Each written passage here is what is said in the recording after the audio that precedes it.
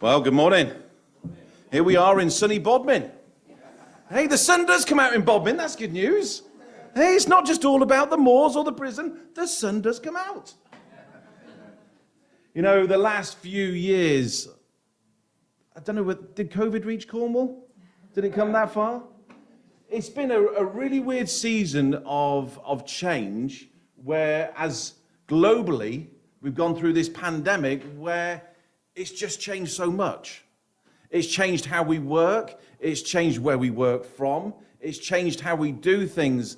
And I don't know about you, but there was so often when you hit circumstances, you think, I've had enough of this. I don't know whether I can keep going this. This is really losing its novelty. You know, hand sanitizer gel, face mask constantly. It was about just keeping going and keeping momentum during a massive season of change. You know, and I got to admit, I really missed going to see the women, going to the projects, and back in January, for the first time in nearly 2 years, 2.5 years, I got to go to the land in Uganda. Rachel spoke about the land there in Uganda, and what we've got about 20 odd acres of land, but there's one particular place on the land which we call the Wow Village, which has a multi-purpose building on the back of it, and there's a bore well there, and then the rest of it is about 7.5 acres of farmland. And I'm quite sad like this. I have a bit of a routine when I do things, and whenever I go to the land, I just say to the guys, look, I just want to go to the land, just give me a minute. And I stand on the same spot, which is between the bore well and the main building, and I just have that moment when I just look and I thank God for everything he's doing, for everything that's happening with the project, for everything that's being impacted into these women's lives. You know, and I went in January and I got out the vehicle and I had my usual routine where I got out and I went and stood on my spot, which is the Andy David moment, which I love. And all of a sudden, I'm just stood there thanking God for this, everything that I've just said. And all of a sudden, this lady came running over to me and chucked her arms around me and hugged me and wouldn't let go. And all she said to me was, I've been praying for you. I've been praying that you would come back. Now, when I managed to get a little bit of space, I could actually see that it was one of the ladies called Beatrice, who's been on the project for a number of years. And it's probably the first time I've seen her in that environment. She lives on the land. She lives in one of the buildings that we have there. And she's an incredible, inspirational lady whose life has been a battle. Where there was times where she could have given up, where there was times where she just had to keep going. And the reason I found this out is I noticed for the first time that there was markings all over her skin, all over her arms and all down her legs. And I said to our project leader, I said to the social worker, I said, can you get me her life story? Can you get me the full background? We know the details, basic backgrounds, but I want her life story. And I remember sitting in the office on the 18th of February, having come back. It was 2:06 in the afternoon. Thankfully, it was just me in the office on my own at this point. And what I read absolutely tore me apart. The story of Beatrice is horrendous. And I'll come back to that later, but what it is, it's a story of incredible perseverance. Romans 5, verse 2 to 5 says, because of our faith, Christ has brought us into this place of undeserved privilege where we now stand, and we confidently and joyfully look forward to sharing God's glory. We can rejoice too when we come into problems and trials, for we know that they are helping us to develop endurance. And endurance develops character, and character of strength, strengthens our confidence, hope of salvation, and this hope will not lead to disappointment. For we know how dearly God loves us, because he has given us the Holy Spirit to fill our hearts with his love. When you talk about perseverance, I've got to be honest. When you talk about perseverance, you start about all the things that you could do. Not that you should do, but you could do. But actually, so often, we start a diet. I've never started a diet and really stuck to it that well, I've got to be honest. I started, you think about starting Couch to 5K. You think about starting it, everybody does it in the beginning of January. You think, right, I'm going to read the Bible this year. And we get to February, March. I'm being honest with you, I do it. You get to a certain point and you slack off, because actually it takes to perseverance to keep things going. Rachel decided to wear the dress for a year. I thought I'd give up chocolate for a year. It lasted about 45 minutes. So often in life, it takes perseverance to create a habit. Now, I was always told that it takes 21 days for you to do something repetitively for it to become a habit. Got some bad news. A recent London university has discovered that it takes an average of 66 days to create a habit. Starting something and keeping going takes time, it takes effort.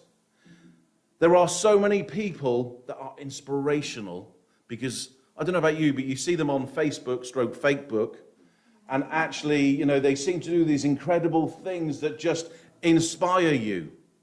That just, you think, wow, they've just achieved so much. People that walk up Snowdon and look healthy at the top of it. I'd be like that.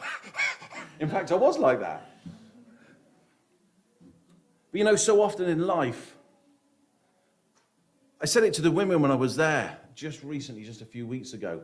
Actually, they look at us because they think we've got all the answers. They think that because of where I come from, because of where I live, because of the money that I have, that I can fix all their problems, that I can address all of the situations and circumstances. And I said to them, I can't do that for you. I would love to be able to do that, but what we need you to do is commit to the program, to persevere with all the training, to persevere with all the assistance we want to give you, because actually there's something about being able to do it for yourself. Josephine, the video that you saw there, what an incredible lady of perseverance. She has got the biggest smile. She hated doing that interview. She was sat there, that took about 5 takes, because she'd get halfway through and then I'd be behind the camera pulling faces at her and she'd start laughing. But actually, even that, just her story of how she's come from so little, and literally what she doesn't say on that story, 2 or 3 days before she joined the WOW project, she was literally at the end of herself going, that's it, I can't do this anymore. She was at the point where she was contemplating taking her own life. To get to that point of desperation, but then somebody in her area said, you want to speak, there's a meeting down there every week that they do, something, you want to go and speak to them.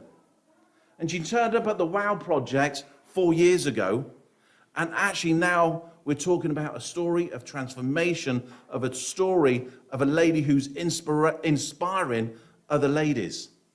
But it's taken time and it's taken effort. It's taken her to persevere. Like I said, I've started Couch to 5K. I've started more diets than anything. But Steve, you will like this bit, all right?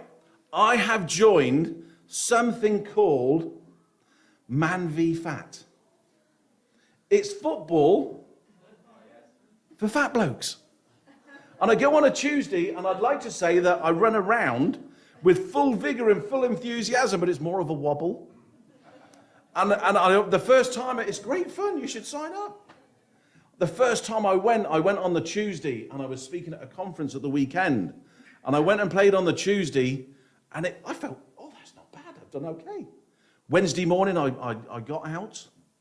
I'm thinking, oh, legs are a bit tight. Thursday, I'm thinking, oh, the legs are even tighter. Friday, I couldn't move. I literally needed help up onto the platform to speak. They actually taken the mic, would you like to sit down while you speak? But I'm determined to do it, because actually I've got to persevere to do that. And actually, the second week, the third week, the fourth week, I've actually a little bit better. But actually what it makes you realize is the importance of preparing yourself as well. Some people pick up injuries when they reach a certain age. We won't say anything about that. Did you stretch properly? Did you do all your exercises? Did you? No, I see. But no, actually, it is about persevering when things get hard. And, we do what we do with WOW, and we love it. We absolutely love what we do. But there's times where you think, this is hard going. Can we keep this momentum going? And I love the quote from Mother Teresa where it says, I know that God will not give me any more. Sorry, let me get that right. I know God will not give me anything I can't handle. I just wish he didn't trust me so much. I know God will not give me anything I can't handle. I just wish he didn't trust me so much. We've all been there. We've all got to the point where you think, wow, I've got to keep this going. I've got to keep persevering. You know, and throughout the Bible, there's some inspirational people through the Bible, and I'm just going to name a few very quickly. And you've got Job, and a great example of perseverance, who went through extreme pain, extreme sorrow, yet through it all stayed true to God and stayed true to his faith. A man who was blameless, upright, served, but Satan was determined to try and prove a point, that he could break a man's will. In one day, Job was told by his servants that all of his belongings, all of his possessions, all of his livestock, 10 of his children had been killed or destroyed by natural disaster or thieves. But despite everything that happened, Job kept praising even in his sorrow. Then it took a group of his friends to come and encourage him. But he kept going. Those praises so easily could have turned into bitterness. They could have turned into a right old attitude. Got to be honest. Could you honestly sit there and go through all of that and not go, this is a bit much? But Job realized the power of God and was recognized the true character and accepted that actually we all live within our human constraints. But Job was called, when he called on God, God had mercy despite the horrendous circumstances and situations he went through. Jeremiah was blessed by God, was tasked with preaching the God's word as she went through some horrendous circumstances, just trying to teach, but he kept persevering in everything that he did. We talk about actually how easy it is to stand and to speak the word. You know, a few years ago, I went to Vietnam, and it was one of those meetings where they said to me, we'll pick you up at the hotel, and you'll get in this car, and you'll then drive to a certain point, and you'll get out of the car, and you'll get onto the back of a motorbike. Now, that was a sight worth seeing. But actually, then you'll get onto another point, and then you arrive into this hall, and as soon as I arrived into this hall, the pastor took me to, or the leader took me to one side. He said, if this bell rings, you need to get out of that side door there, and there will be a motorbike waiting for you to get onto the back of. This is 10 years ago. I'm thinking, you what? I'm thinking, I'm so far out of my comfort zone here. But actually, that church, what started as 2 or 3 people, is now gathering as 200 or 300 people because actually they've kept going. They've persevered, even when they've been persecuted. You know, the Apostle Paul went through, again, somebody who was converted, who was beaten, who was flogged, exposed to death time and time again, received 39 lashes, 5 times, beaten with rods, pelted with stones, shipwrecked 3 times, but kept going despite everything. The final story that I love is a parable by Jesus, and we're talking about the persistent widow, who Jesus tells the story about how she came before a judge who had no fear of God, who had no fear of man, but pleaded with this man to do right what had been done wrong to her, to put right what was wrong. Now, I've never experienced this. I've been married for a long time, 30-something years. 36? I don't know. 1989 we got married, 24th of June. Work it out for yourselves, people. 33. Oh, seems a lot longer. But, you know, coming back to this, you know, this widow was determined to to keep going back. And I've never experienced this. A woman that came back and kept nagging until somebody gave in. Never experienced that. You got a right one then. But, you know, actually, despite everything that goes on, she kept going back. She was persistent in what she was to get put right, what was done wrong to her. We talk about the widows, and I'm coming back to Beatrice now. And, Beatrice's story is one of persistence. And I'm just going to read you, if we could play that, Beatrice Media. This is Beatrice's story.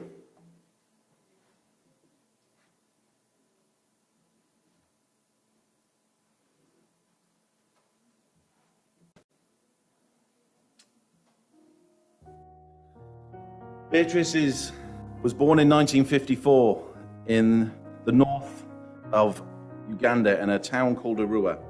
Her parents worked as farmers, and she relocated to a village where she became infected with guinea worm due to unclean water, which ate at the skin and has left her scarred to this day.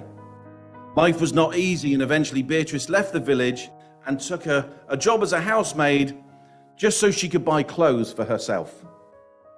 When the wars erupted in Uganda, she became separated from her parents and fled to the Congo, where she became a refugee.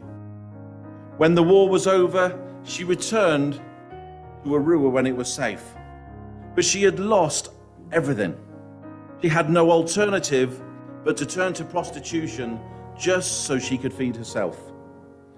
Then in Arua, she heard the news that her mother had been shot by the army and her body abandoned in the roadside.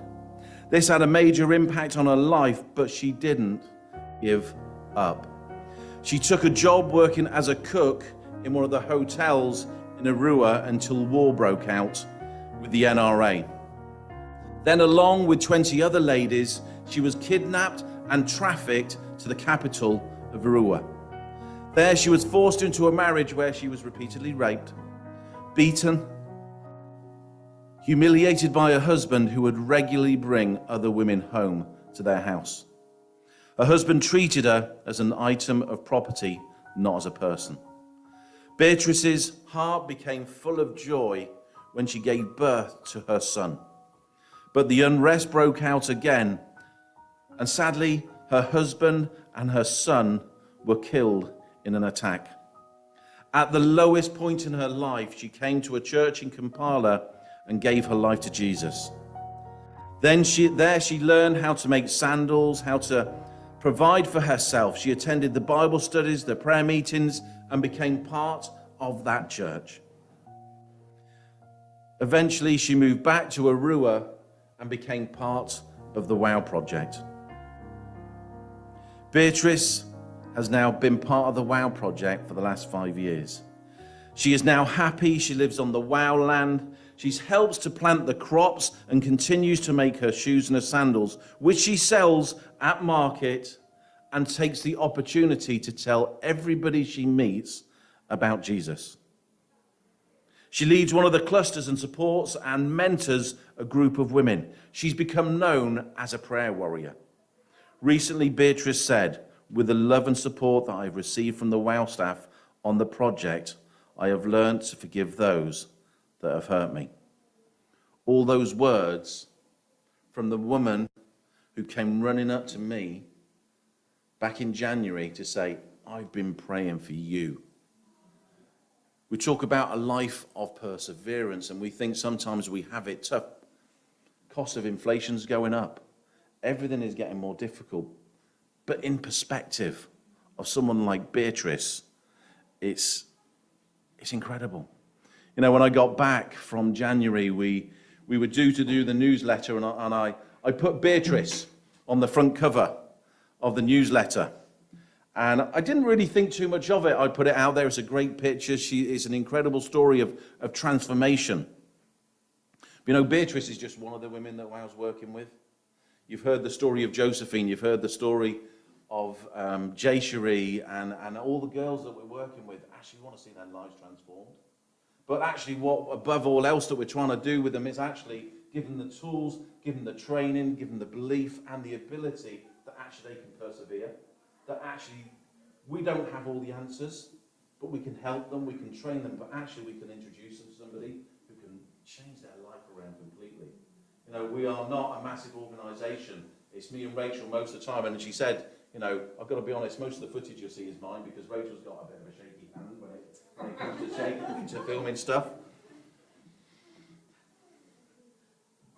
I'm going to show you, this is literally 2 weeks old, this little clip. And this was me meeting Beatrice and giving her a copy of the newsletter with her on front. One of my favourite clips. Here I am, we're on the land in Arua, and I'm with Beatrice, and here she is, she's on the front cover of the magazine, on the WOW newsletter. My picture. She's very excited that her picture is on the front cover. Yes. In fact, when I said, could you bring the magazine so we can take a video, she went, no, my picture. My picture. It's great to see you. All right, bless you, Beatrice. Yes. God bless you. And I think of Beatrice, and I think of what she's come through to get to the position she's in. And we talk about perseverance. She's an incredibly inspirational lady without even knowing it. And if you could see the room that she sleeps in, it is just a mat, a mosquito net, but she is so full of joy, so full of wanting to encourage me. And I left them on the side this morning. When I was there, she gave me a package. And she said, this is for Rachel. This is for Rachel, not for you, for Rachel. And I was very good. I didn't open them. I brought them home in the package, and there on this, in this package, as Rachel opened it, is a pair of the sandals that she makes and she sells. We talk about sacrifice. Those sandals for her would generate £8, which she sells 2 pairs of sandals in a month, and she's got enough to help herself buy food, etc., etc. But she gave us a pair of sandals for Rachel because she wanted to bless us. You know, we've brought our daughter up, Hannah, who is now 23 this week, which is ridiculously scary. We've always said to her, actually, you're blessed to be a blessing. Because actually, relatively, we receive so much. And actually, what I'm finishing now with this thought that actually, it might mean you give up a cup of Costa coffee. It might mean you give up your McDonald's breakfast. But actually, we talk about investment. We talk about value for money, which we all like to get at this time of year when everything's rising. And I know it's a hard time to talk about finance, but actually investing into women like Beatrice, investing into women like Josephine, 5, 10, 15 pounds a month, whatever you guys can do, makes a massive difference. Thank you for those of you who do support WOW. Thank you, Steve, for the opportunity just to come and for partnering with us, for praying for us. You know, on the back there, that is the old newsletter. The new one is out. If you haven't seen a copy, grab one of our newsletters, grab some literature. Please, please pray for us. We're 18 years into this journey now. The organisation's been going 43 years and was started by my parents. So we've kept going during some incredibly difficult seasons.